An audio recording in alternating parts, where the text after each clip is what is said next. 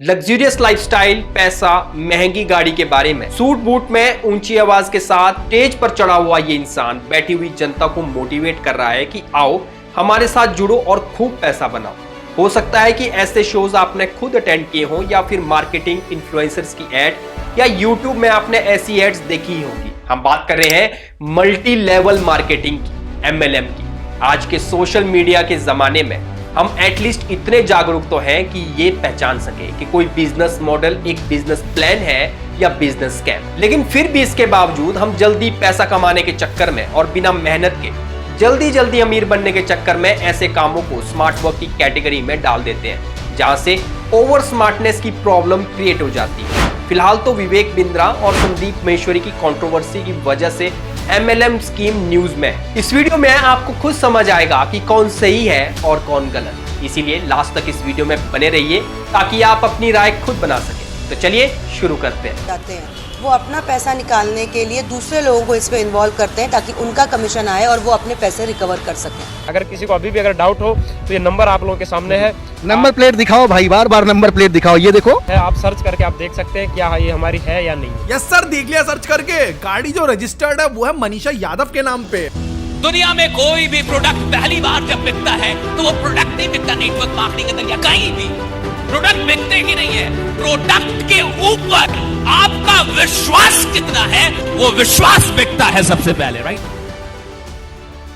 MLM scheme मतलब multi level marketing. इसके नाम से पता चल रहा है कि यहां पर प्रोडक्ट और सर्विसेज को अलग अलग लेवल पर बेचा जा रहा है और जिसमें सबसे पहले एक आदमी अपने नीचे कुछ लोगों को जोड़ता है, फिर वो जुड़े हुए लोग और लोगों को जोड़कर एक नए लेवल को क्रिएट करते हैं। इस तरह की स्कीम्स में जनरली दो टाइप्स की मार्केटिंग ज्यादा पॉपुलर है, डायरेक्ट सेलिंग और दूसरा पिरामिड स्कीम। पिरामिड स्कीम को थोड़ा आसान करने के लिए एक उदाहरण से समझते हैं। मान लीजिए आप एक एकेडमी चलाते हैं और 20 लोगों को ट्रेन करते हैं।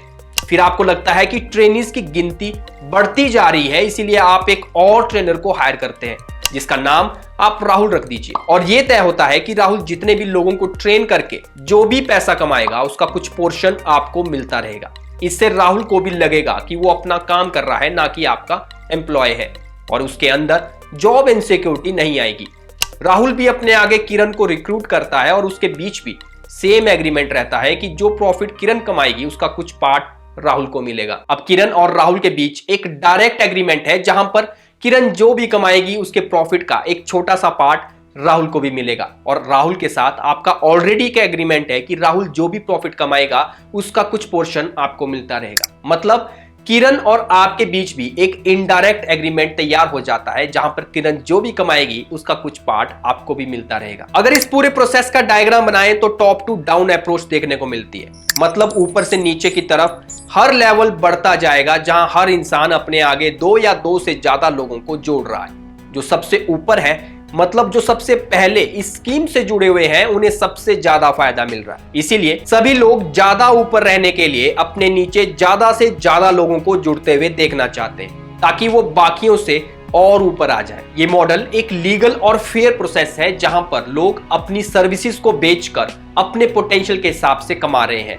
यहाँ पर मेन मोटिव सर्विस देने का है, जिस सर्विस को देने के लिए जब लोगों की कमी पड़ रही है उस कमी को पूरा करने के लिए लोगों को जोड़ा जा रहा है। लेकिन क्या हो अगर सर्विस देने का मोटिव ही ना हो, सिर्फ लोगों को जोड़ना ही मकसद बन जाए ताकि जुड़ने की एक फीस रखी जाए और उस कमीशन से ही पैसे कमाए जाए। ये चीज हमारे देश में इलीगल है। कुछ साल पहले तक इसी तरीके से बहुत से लोगों ने इसी बात का फायदा उठाया और लोगों को जोड़कर लोगों का करोड़ों रुपए लेकर वो लोग गायब हो गए। हमारे देश में सरकार खुद से कोई एक्शन नहीं लेती है। इसीलिए जब कुछ साल पहले ऐसे केसेस बढ़ने लगे और वो कंपनीज बंद होने लगी, उनके ओनर सारा पैसा इकट्ठा करके देश को छोड़कर भाग गए, तब जाकर सरकार के कानों में बात पहुंचती है और सरकार ने न्यू रूल्स और गाइडलाइंस को जारी किया। Consumer protection direct selling rules 2021 को इंट्रोड्यूस किया गया।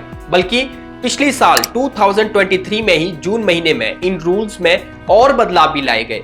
इस कानून के तहत आपको MLM स्कीम के तहत लोगों को जोड़ना है तो प्रैक्टिकली आपको एक्चुअल प्रोडक्ट देना ही पड़ेगा। वो बोलते हैं ना कि हमारे देश में कानून बाद में बनता है, उसके लूप होल्स पहले सर्कुलेट हो जाते हैं। इसीलिए अब जो लोग सिर्फ लूटने के पर्पस से MLM स्कीम्स को चलाना चाहते थे, उन्होंने सिर्फ नाम के प्रोडक्ट्स को बेचना शुरू किया। अगर कोई साबुन मार्केट में 20 रुपए का है, उसी क्वालिटी का साबुन 200 में बेचकर लोगों को बेवकूफ बनाया जाने लगा। ऐसा नहीं है कि लोग बेवकूफ हैं, सभी जानते हैं कि MLM स्कीम चलाने वाली कंपनी तभी कमीशन को सभी में बांट पाएगी अगर एक्स्ट्रा इनकम जनरेट होगी। इसीलिए इस स्कीम से जुड़े हुए लोग आगे जुड़ने वाले लोगों की गिनती बढ़ाने में लगे हुए हैं, ताकि ज्यादा से ज्यादा लोग उनके अंडर जुड़ सकें और उनकी प्रॉफिट में जो हिस्सेदारी के लिए एलिजिबिलिटी है वो उसे क्लियर कर पाएं। और जब भी लोग अपने बारे में ज्यादा सोचने लगते हैं तो ऐसे स्कैम्स देखने को ज्यादा मिल रहे हैं। उन्हें पता होता है कि इस तरह की स्कीम्स ज्यादा नहीं चलने वाली, इसीलिए जल्दी से जल्दी अपना पैसा कवर कर सकें। आगे के लोग मरते हैं तो मरते रहे। ऐसे लोग इसे स्मार्ट वर्क कहते हैं। ज्यादातर हाउसवाइफ, अनएम्प्लॉयड और कम पढ़े लिखे लोगों को इसमें घसीटा जाता है, ताकि अगर एक बार वो किसी भी सेमिनार को अटेंड कर लें तो वो उन लोगों की बातों में आ जाए जो बड़ी बड़ी मोटिवेशनल और अपॉर्चुनिटीज की बातें करते हैं। अपनी अचीवमेंट्स को बेबाक ढंग से सबके सामने रखा जाता है। मतलब पूरा गेम साइकोलॉजी का है। पहले स्टेप में लोगों के दिमाग के साथ खेला जाता है और फिर बड़े बड़े सपने दिखाए जाते हैं। इनकी बातों से लगता है कि कॉर्पोरेट वर्ल्ड भी इनके आगे कहीं नहीं टिकता। अब बात करते हैं कि किस वजह से लोग जानबूझकर बेवकूफ बनते हैं। लोग ओवर स्मार्ट बनकर जल्दी अमीर बनना चाहते हैं। वो जल्दी जल्दी पैसा कमाने के सपने देख लेते हैं। जब अपने आप को लग्जरियस लाइफस्टाइल का आइकन, ब्रांड एम्बेसडर कहने वाले लोग स्टेज पर चढ़कर ऐसे ओवर स्मार्ट लोगों के दिमाग में ये बात डाल देते हैं कि 5 करोड़ की गाड़ी, लाखों की रोलेक्स, अरबों का बंगला, बेहिसाब दौलत उसने इसी बिजनेस से कमाए हैं जिस MLM की समिट में आप लोग बैठे हुए हैं। इन मीटिंग्स में 3 बातें कॉमन होती हैं जो आपको अक्सर देखने को मिलेंगी। एक है मोटिवेशन, दूसरा अपॉर्चुनिटी और तीसरा है अचीवमेंट। इन लोगों को समझा दिया जाता है कि अगर आपको करोड़ों रुपए कमाने हैं तो क्या आप कुछ लोगों को नहीं जोड़ सकते।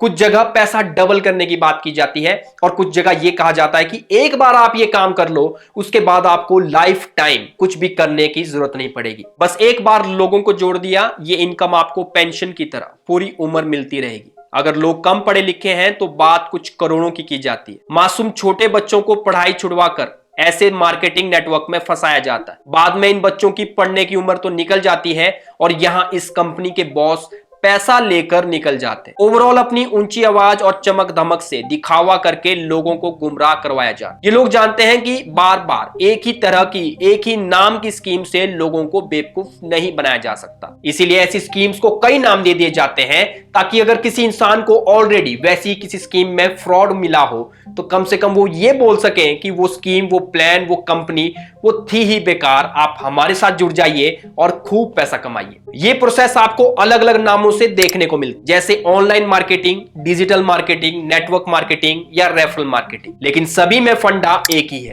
सरकार ने ऐसी स्कीम्स को कंट्रोल करने के लिए हालांकि 2021 में पिरामिड स्कीम पर बैन लगा दिया, लेकिन वही बात है कि आप किसी एक नाम को बंद कर सकते हैं, लेकिन वही स्कीम ऐसे दूसरे नाम से आ जाती है जो कानूनी तौर पर लीगल है। अब अगर डायरेक्ट सेलिंग की बात करें तो यहां पर आपको प्रोडक्ट को दूसरे लोगों को रिकमेंड करना होता है। बेसिकली आपको अगर प्रोडक्ट अच्छा लगा तो आप उस प्रोडक्ट के बारे में अपने आसपास के दूसरे लोगों को भी रिकमेंड करते हैं, उसकी खासियत बताते हैं और इससे कंपनी को अलग से एड्स नहीं चलवानी पड़ती। मतलब जो उस कंपनी के प्रोडक्ट के यूजर हैं वही उस कंपनी के लिए ब्रांड एम्बेसडर का काम करते हैं, जो लोगों को उस प्रोडक्ट के बारे में बताते हैं। आपने एफिलिएट मार्केटिंग तो देखी होगी, जैसे Amazon में चलता है। अगर कोई YouTube क्रिएटर किसी माइक का यूज कर रहा है, किसी कैमरे का यूज कर रहा है, तो वो Amazon के उस प्रोडक्ट का लिंक अपनी वीडियो में शेयर करेगा।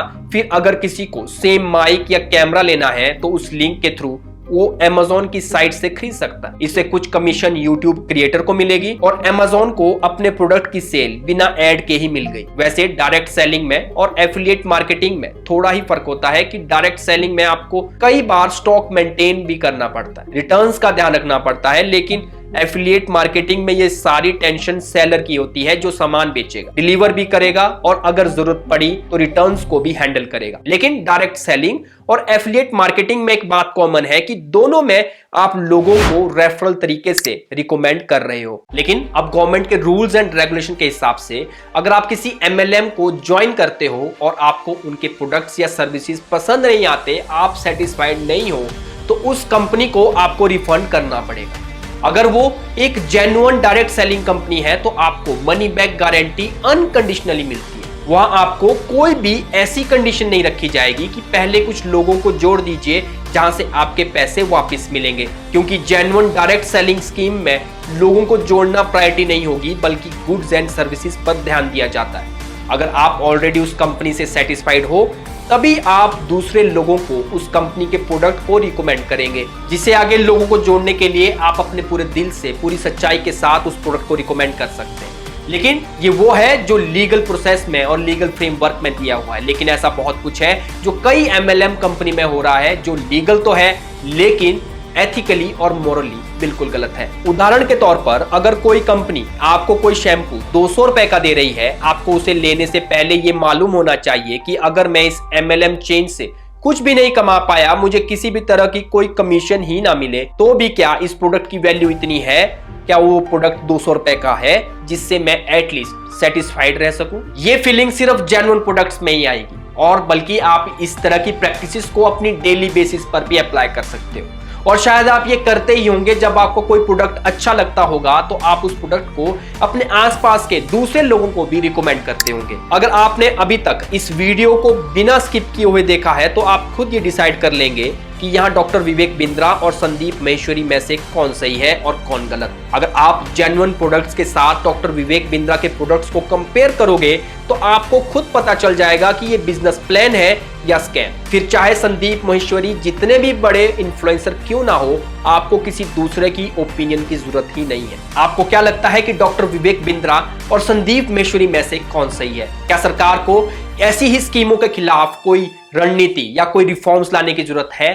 अपने व्यूज कमेंट सेक्शन में जरूर बताएं और अपनी ओपिनियन को खुद डेवलप कीजिए ताकि औरों की सोच आपकी ना बन जाए। अगर आपको मेरी वीडियो और ये काम पसंद आया हो तो इस वीडियो को लाइक कीजिए, अपनी फैमिली और फ्रेंड के साथ शेयर कीजिए, और ऐसी वीडियोस को देखते रहने के लिए चैनल को सब्सक्राइब करना ना भूलें। मिलते हैं नेक्स्ट वीडियो में, तब तक के लिए नमस्कार।